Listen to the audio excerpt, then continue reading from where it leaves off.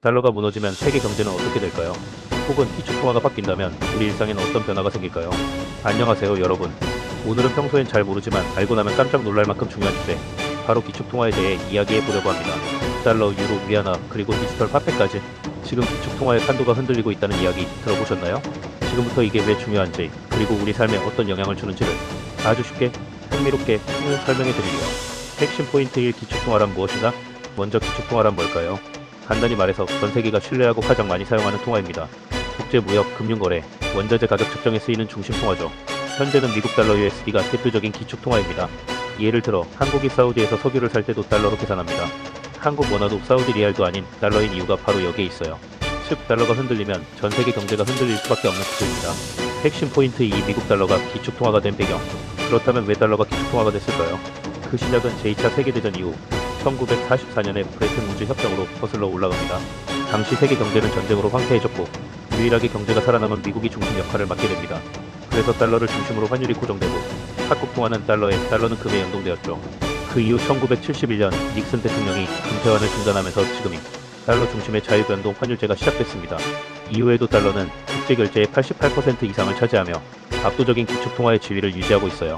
핵심 포인트 3. 기축통화의 특권. 달러는 무적? 기축통화가 가진 특권 상상 이상입니다. 미국은 달러를 찍어내기만 해도 전 세계에서 물건을 살 수 있습니다. 바로 무제한 소비권 또는 달러 패권이라고 부르죠. 예를 들어 미국이 적자가 나도 큰 문제가 되지 않는 이유는 전 세계가 여전히 달러를 원하기 때문이에요. 게다가 많은 나라들이 외환 보유고를 달러로 보유하고 있죠. 이건 마치 모두가 자국 통장에 달러를 예치해두고 있는 셈이에요.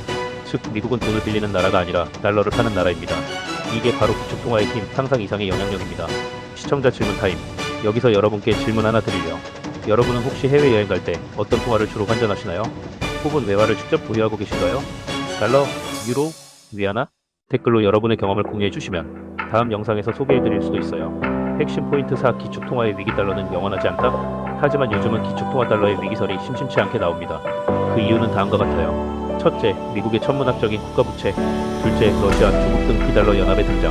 셋째, 디지털 화폐의 확산 CBDC 등. 예를 들어 러시아와 중국은 서로 각 거래를 달러가 아닌 위안화나 루블화로 진행하려는 움직임을 보이고 있어요. 또한 브릭스 BR ICS 국가들은 자체 통화를 만들자는 논의도 진행 중입니다. 이처럼 달러 중심의 세계 질서가 균열을 맞고 있다는 신호들이 전 세계 곳곳에서 포착되고 있어요. 핵심 포인트 5. 새로운 기축통화 후보들. 위안화, 유로, 비트코인? 그렇다면 달러 이외의 기축통화는 뭘까요? 유로, UR, 유럽연합의 공동통화지만 국가통합력 부족으로 크게 존재. 미국 위안화 CNY 경제 규모는 커졌지만 자본 침체가 심하고 신뢰 부족. 비트코인 BTC 탈중 강화된 디지털 자산이지만 변동성 너무 큼. 국제 디지털 화폐 CBDC, IMF나 BIS 등에서 논의 중. 이처럼 아직은 달러를 완전히 대체할 수 있는 안정적인 대안은 없습니다. 그래서 기축통화의 중심은 여전히 달러에 머물러 있는 것이죠. 하지만 기술과 지정학, 경제 패권의 흐름이 바뀌는 지금 미래의 기축통화는 달러가 아닐 수도 있다는 의견도 무시할 수 없습니다. 핵심 포인트 6. 우리에게 기축통화가 중요한 이유. 여기서 중요한 이유. 이게 우리랑 무슨 상관인데요? 정답 엄청 큰 상관이 있습니다. 환율 변동, 수입 물가 변동, 장바구니, 물가 상승, 외국 주식, 해외여행, 유학 비용 등 모두 국제 거래가 달러의 위조. 외화 부족, 금융위기, 위험, IMF, 외환위기처럼 즉 기축통화에 대한 이해는 자산 관리와 직결됩니다. 경제 뉴스에서 달러 이야기가 나오면 그냥 흘려듣지 말고 이게 내 통장, 내 지갑에 어떤 영향을 줄까? 를 생각해 보셔야 해요. 결론.